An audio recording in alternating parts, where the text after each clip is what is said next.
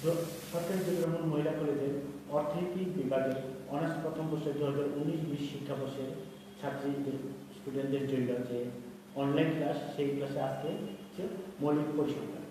আজকে আমরা অজীব এবং পাই চার্ট বা বৃত্তচিত্র নিয়ে আলোচনা করি।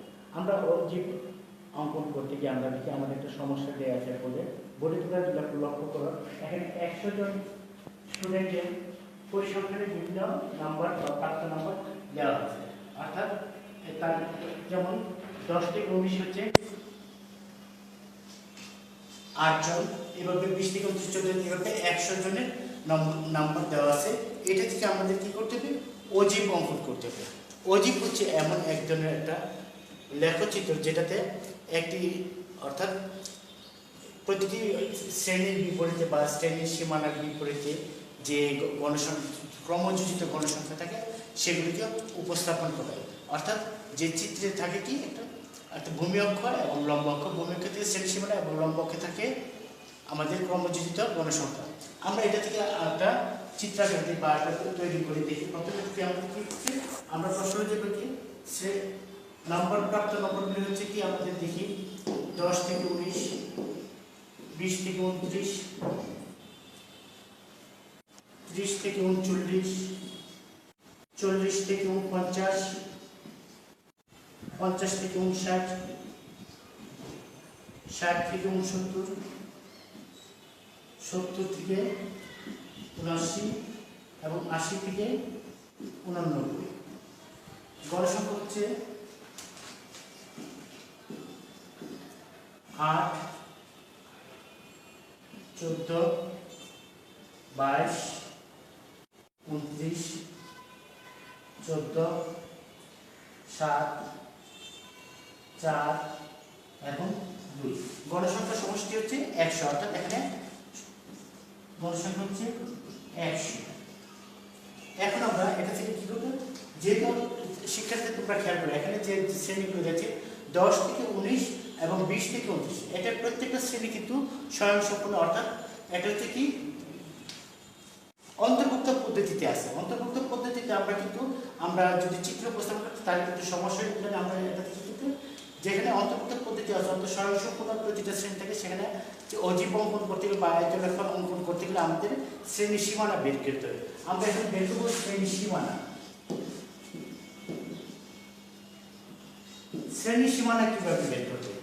আমরা একটা স্বাভাবিক একটা সূত্র হচ্ছে, স্বাভাবিকভাবে আমরা ধরে নিতে নিম্ন সীমা থেকে 0.5 মাইনাস এবং ঊর্ধ্ব সীমার সাথে 0.5 যোগ।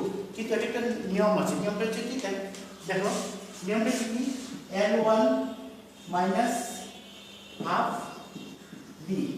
এখানে হাফ বিটা কি, এই যে একটি শ্রেণীর ঊর্ধ্ব সীমা এবং পরবর্তী শ্রেণীর নিম্ন সীমা, এটার পার্থক্য হচ্ছে ডি। এখানে আমরা 19 এবং 20 ঊর্ধ্ব সীমা এবং নিম্ন সীমা পার্থক্য হচ্ছে 1। তাহলে L1 মান হচ্ছে আমাদের নিম্ন সীমা হচ্ছে 10, 10 বিয়োগ হাফ 1 সমান 10 বিয়োগ 0.5 সমান 9.5। সেরকম ঊর্ধ্বসীমার সাথে কি হয়, ঊর্ধ্বসীমার সাথে যোগ হয় ঊর্ধ্বসীমার যে সংখ্যা আমরা দেখেন ঊর্ধ্বসীমা হাই দেখেন h প্লাস হাফ ডি। ঊর্ধ্বসীমার ক্ষেত্রে কি হয়, পার্থক্য যেটা ঊর্ধ্বসীমা হচ্ছে এখানে 19 যোগ হাফ 1 সমান 19 যোগ 0.5 সমান 19.5, ঠিক আছে? 0.5 হাফ মানে 0.5, ঠিক আছে? 19.5। তাহলে আমরা একটু লক্ষ্য করছি, অর্থাৎ ঊর্ধ্বসীমা যেটা হয় সেটার সাথে যোগ হয় এবং নিম্ন সীমা যেটা হয় সেটা থেকে বিয়োগ হয়। তাহলে আমাদের শ্রেণী সীমানাগুলি হবে 9.5 থেকে 19.5, 19.5 থেকে 29.5, 29.5 থেকে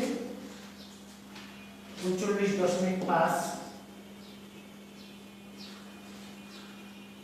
39.5 থেকে 49.5, 49.5 থেকে 59.5, 59.5 থেকে 69.5, 69.5 থেকে 79.5 এবং 79.5 থেকে 89.5। তাহলে আমরা শ্রেণী সীমানা বসাতে পারি। এখন হচ্ছে আমাদের গণসংখ্যা, সজ্জিত গণসংখ্যা। অজীব অঙ্কন করতে গেলে অবশ্যই গণসংখ্যা বসাতে হবে। গণসংখ্যা এখানে হচ্ছে দুই রকম, একটা হচ্ছে সম্মুখগামী, সম্মুখগামী, একটা হচ্ছে পশ্চাৎগামী।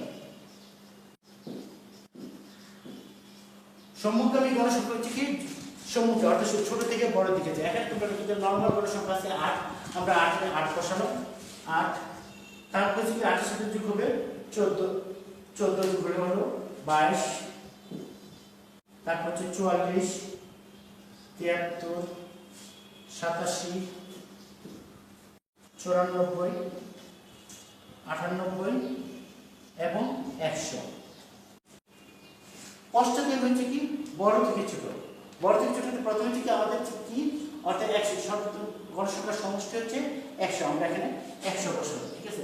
100 থেকে আমরা কি নরমাল গণসংখ্যা হচ্ছে 8, 8 বিয়োগ দিলাম, আমরা পেলাম কত 92। তারপর হচ্ছে কি 8 হচ্ছে 2টা বিয়োগ দিলাম, পাবো আমরা কত 78। এভাবে বিয়োগ করে 78, 56, 27, 13, 6 এবং 2 পেলাম। এখন আমরা একটা শর্টকাট একটা মেথড আছে যেটা নিয়মের মধ্যে পড়লাম। আমরা পশ্চাৎগামী, আমরা যেহেতু সম্মুখগামী গণসংখ্যা যোগ করে করে আমরা 100 পর্যন্ত গেলাম, ঠিক সেরকম ভাবে পশ্চাৎগামী গণসংখ্যা আমরা একটা শর্টকাট মেথড বা কৌশল ব্যবহার করতে হবে। প্রথমে কৌশল ব্যবহার করতে হবে, প্রথমে কি করতে হবে আমাদের যে 80 থেকে 90 অর্থাৎ সব যে শ্রেণী যেটা আছে সেই শ্রেণীর গণসংখ্যা আমরা বসালাম 2, সর্বোচ্চ গণসংখ্যা 2 বসালাম। 2 এর সাথে আমরা উপর দিকে যাচ্ছি, 2 এর সাথে 4 যোগ করলে হচ্ছে 6, 6 এর সাথে 7 যোগ করলে হচ্ছে 13, 13 এর সাথে 14 যোগ করলে হচ্ছে 27, 27 এর সাথে 29 যোগ করলে হচ্ছে 56, 56 এর সাথে 22 যোগ করলে হচ্ছে 78, 78 এর সাথে 14 যোগ করলে হচ্ছে 92 এবং 92 এর সাথে 8 যোগ করলে হচ্ছে 100। যেহেতু আমরা সম্মুখগামী ক্রমযুক্ত গণসংখ্যাটা উঠাতে পারি বা তৈরি করতে পারছি, সেরকম ভাবে আমরা সহজভাবে আমরা পশ্চাৎগামী গণসংখ্যা নির্বাচনটা তৈরি করতে সক্ষম হচ্ছি। এবং এখন আমাদের করতে হবে এটা চিত্র উপস্থাপন করতে হবে, ঠিক আছে। তাহলে চিত্র উপস্থাপন করতে হলে আমরা দেখি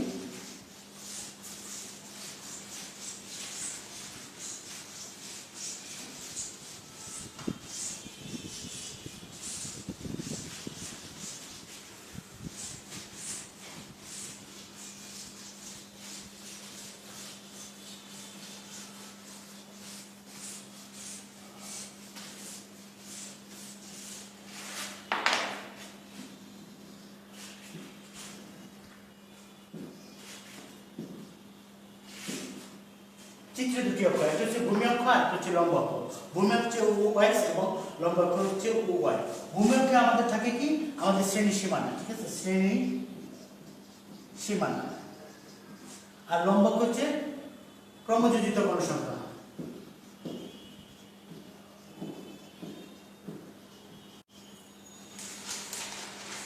তাহলে আমরা শ্রেণী সীমানাগুলি বসাই। প্রথম হচ্ছে 9.5, 19.5, 29.5,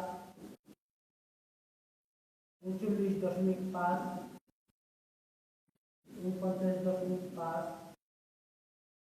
49.5, 59.5,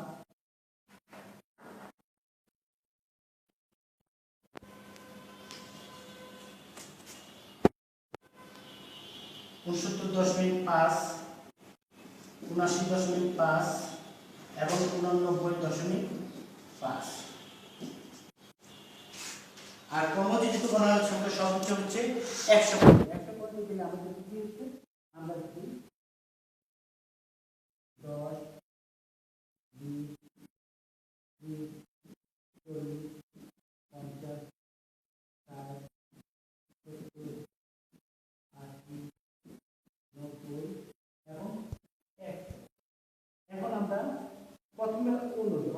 অজীব অঙ্কন করতে হলে আমাদের অর্থাৎ দুটি, একটা অনুঅজীব আর একটা অজীব।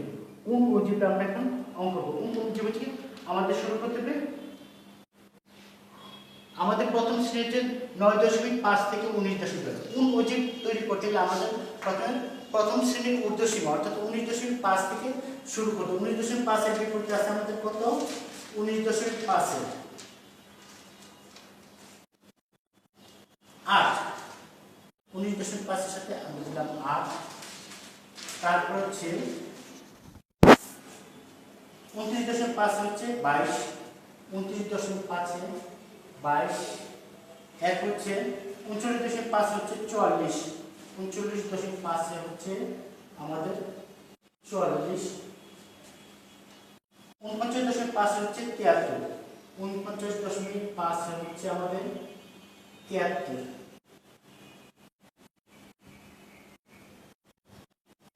73। এরপর হচ্ছে 59.5 হচ্ছে 87। 59.5 হচ্ছে 87। 87। তারপর হচ্ছে 69.5 হচ্ছে 94। 69.5 হচ্ছে 94। 94 এবং 89.5 হচ্ছে 89.5 এ হচ্ছে 100।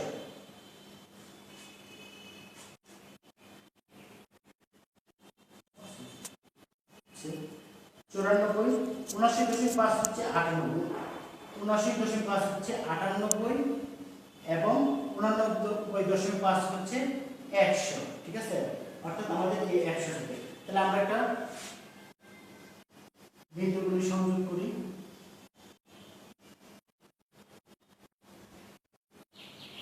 এটা হলো আমাদের অনুঅজীব। অনুঅজীব অঙ্কন করা। এখন আমরা অনুঅজীব কি আমরা ঊর্ধ্বসীমা থেকে যেহেতু শুরু করছি, আমাদের কিন্তু 19.5 থেকে শুরু করছি।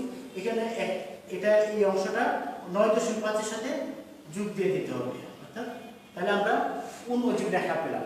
এখন হচ্ছে আমরা অধিঅজীব। অধিঅজীব করতে হলে আমাদের কি হচ্ছে কি বড় থেকে ছোট। প্রথম হচ্ছে কি আমাদের এখানে ধরতে হবে আমাদের কি অর্থাৎ নিম্ন সীমা থেকে, অর্থাৎ যেহেতু কোন অজীবকে আমরা ঊর্ধ্বসীমা থেকে ধরে অঙ্কন করছি, এখানে অজীব করতে হবে নিম্ন সীমা থেকে। নিম্ন সীমা প্রথম 9.5 এর বিপরীতে ছিল কত? গণসংখ্যা, দুই গণসংখ্যা 100। এখানে 100। তারপর হচ্ছে 19.5 এ 92।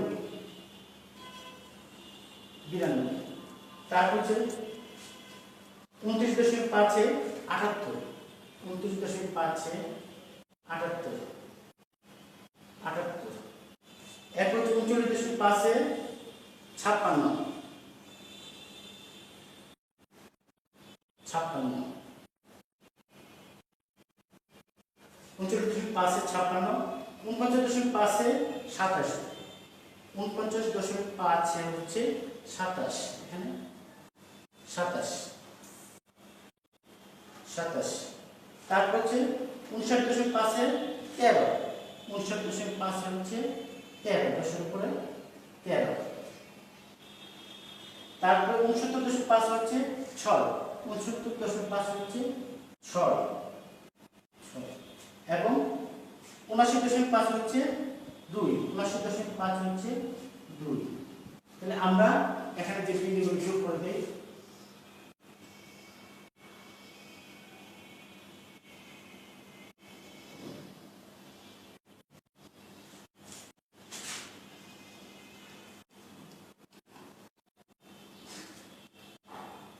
আমরা এই 79.5 পর্যন্ত আসলাম।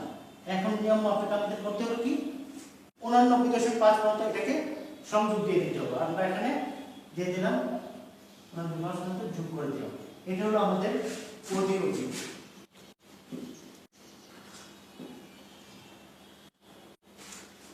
অনুঅজীব এবং অধিঅজীব। তাহলে আমরা খেয়াল করছি যদি অজীব অঙ্কন করতে বলা হয়ে থাকে তাহলে আমাদের কি হতে অনুঅজীব এবং অধিঅজীব দুইটাই অঙ্কন করতে। আর যদি বলা যায় অনুঅজীব বা অজীব অঙ্কন করো বা অধিঅজীব অঙ্কন করো, তাহলে আমরা যে কোনো একটা রেখা অঙ্কন করবো। দুইটা মিলিত করবে আমাদের অনুঅজীব এবং অধিঅজীব মিলিত করবে হচ্ছে আমাদের অজীব। 20 10